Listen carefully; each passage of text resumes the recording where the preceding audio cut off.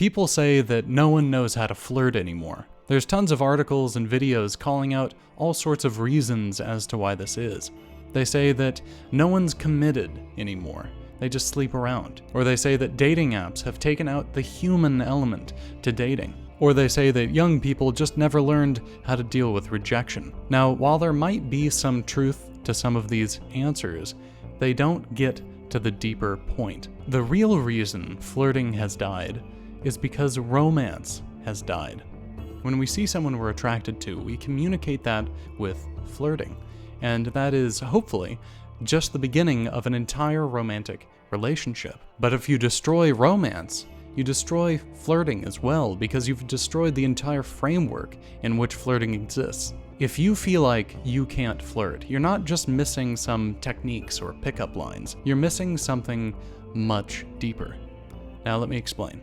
For the past couple of decades, we've been raised to believe that any meaningful difference between men and women should either be erased or ignored. Acknowledging that men are naturally more physically capable than women is considered sexist. Men and women have been raised to diminish their sexual features, like men standing or sitting in a way that diminishes their presence, or women being more harsh or gruff in the way they speak or behave. We've lost touch with our sexual identities to such an extent that many don't even know what that means anymore.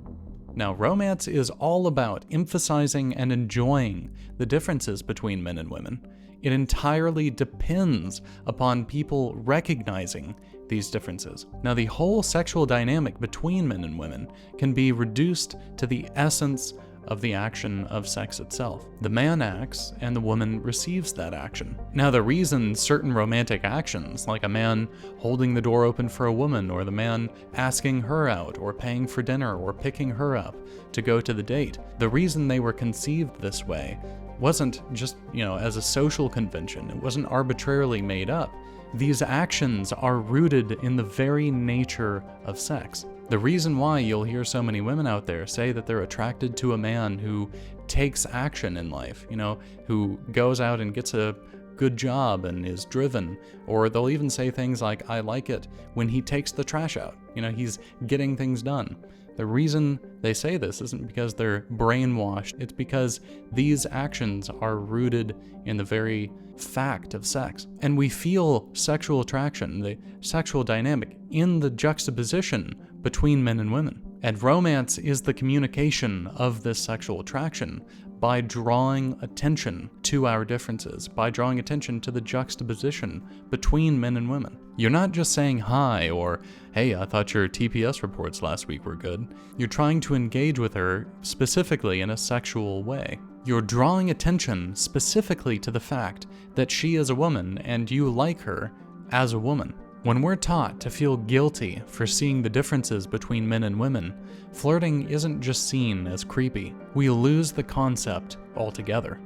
Flirting depends on our ability to recognize and enjoy our sexual natures, and Gen Z is totally detached from their sexual nature. Again, it's not just that Gen Z hasn't been taught the right techniques of flirting, it's that the entire concept in which flirting depends upon has been erased. This has happened because we have been taught not to see the differences between men and women, that romance is just a social convention, or that it's even offensive. We're told that a man asking a woman out is aggressive, and that she finds it a burden to be asked out all the time. We're told that holding the door open for her is an insult to her autonomy. We've been told that a strong woman is a woman who rejects connection with a man. Her strength comes directly from her scorn for men. I could go on, but in essence, what we have been taught is that it's wrong for a man to take action where a woman is concerned,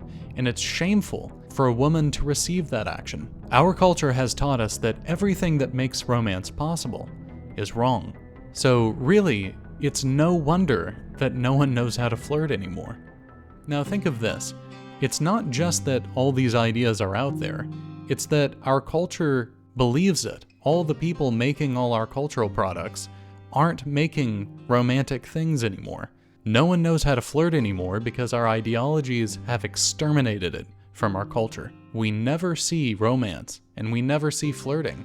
The only time we do see flirting is when it's in the context of, here's a creepy guy creeping on some girl. Especially Gen Z and Alpha, they've grown up in a culture that doesn't show them romantic content. Now, millennials like myself and older, at least we had old Disney movies to watch, but Gen Z and Alpha, they don't really even have that. The last serious romantic movie that came out, not rom-com, was probably The Notebook, which came out like 21 years ago. And the only place you would have seen a romantic movie since then would be something like the Hallmark Channel. But I mean, the term Hallmark movie is just a term used to mean cheesy, unserious, shallow, superficial, and that's where romance is relegated in our culture. It's considered silly, trite, outdated, ridiculous. And I can't remember the last romantic song that came out. I mean, probably in the 80s. And back in the 70s, romantic songs were coming out all the time. If you turn on the radio, you'd be listening to probably non-stop romantic songs. Baby, I'ma want you. Baby, and they called it puppy love.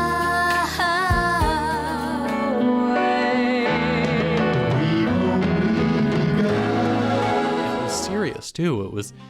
They took love seriously. It wasn't like Call Me Maybe, which might be the last romantic song that I can think of in recent years. When I was growing up, back in the 90s and the 2000s, the only place you would really see romance taken seriously was old Disney movies.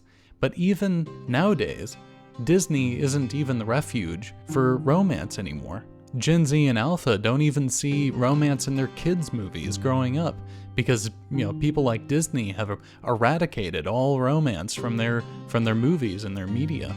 And this really started with Frozen, which was 12 years ago. And I remember when it came out, it was a big deal. Like, it wasn't just crazy critics who were celebrating that movie. It was parents who celebrated that, hooray, the romance has been taken out of, Disney movies. How forward-thinking. They celebrated that kids were no longer being shown love stories, that the men and the women in these stories being shown were cut off from each other, both emotionally and romantically. And if that wasn't enough, they've even gone back and remade Disney movies, the old good Disney movies, specifically to erase the romance. Like Aladdin and The Little Mermaid. Yeah, in the new Aladdin, Jasmine isn't interested in love or forming a relationship or admiring Aladdin. It's all she cares about is political power, and then Aladdin, fucks off somewhere. So it's no surprise that this has resulted in exactly that kind of world. A world where romance doesn't exist, and men and women feel fundamentally disconnected from each other. So, of course, no one knows how to flirt. No one even knows what that looks like anymore. As I said in the intro, you're not just missing some techniques. What's happened to us is that we have been raised in a sexually repressed culture. You wouldn't think so because people say all the time how sexually freed we are. Yet at the same time, we have made the recognition of the very facts of our sexual nature taboo. We are trained not to see our sexual natures, and that is deep sexual repression. I mean, no other period in all of human history has been that sexually repressed. I mean, even the Victorians could acknowledge, the nature of men and women. And so the cure to this, to become comfortable flirting, you need to first become comfortable seeing and enjoying the differences between men and women. An easy way to do this is to go back to the old stories. Watch older movies, the ones made before the death of romance, and focus on what we have lost. How the sexes interacted with each other in a playful, fun, and also sexual way. You're my girl, see, and you always will be. Even if I have to lick you to prove it. I'm your girl. You can lick me if it'll help. They found the interaction between men and women to be fun and exciting, whereas today, people find it to be warfare. Try to see how their interactions drew attention to the differences between them and how they enjoyed it. And if you find yourself feeling uncomfortable seeing the way that they treated each other, that's okay. That's part of the process. We have been made to feel uncomfortable with our sexual nature and with the sexual differences between us. And the cure to this is to become comfortable with those facts. And that takes time. Think of it like Batman and the Bats.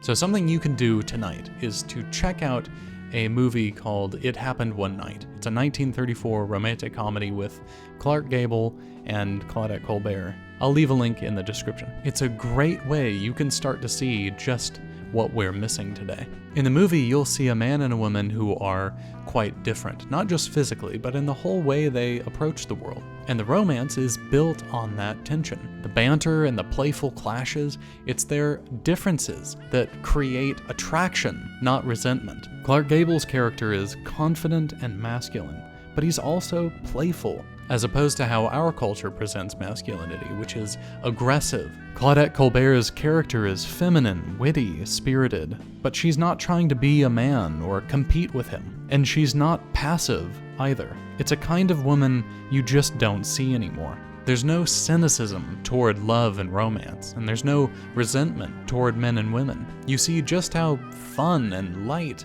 romance and flirting is actually supposed to be. So to sum it all up, if you want to flirt, if you want real romance, you have to reclaim the spirit of the thing we have been taught to forget, which is that the differences between men and women should be celebrated and enjoyed, not repressed. Well, I hope you got something out of the video. Like it if you liked it, and subscribe if you want to see more content like it. And I hope to see you next time. Thanks so much.